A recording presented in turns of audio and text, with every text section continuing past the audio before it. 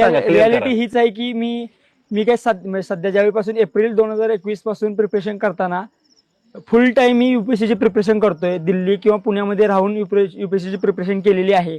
या दरम्यान कधीही मी 1 महिना किंवा 2 महिना बकऱ्यांच्या मागे गेलेलो नाहीये. जे सोशल मीडियावर व्हायरल होत आहेत असे टीव्ही न्यूज वाल्यांनी काय केलंय की टीआरपी साठी मी जे काही चांगलं बोललोय ते बाजूला ठेवलंय. म्हणजे टीआरपी वाढवायला कंटेंट पाहिजे ते खूप फेमस करून सोडलाय. सो मला वाटतं की रिस्पॉन्सिबल थोडं बनायला पाहिजे मीडियाला, कारण थोडा फोर्थ पिलर आहे. माणूस रिस्पॉन्सिबल बनतोय तर तुम्ही पण या रिस्पॉन्सिबल बना, मला असं आव्हान करायचं ऍक्च्युली. आणि मी ऍक्च्युली फुल टाइम युपीएससीचं प्रिपरेशन केलेलं आहे दिल्ली किंवा पुण्यामध्ये राहूनच.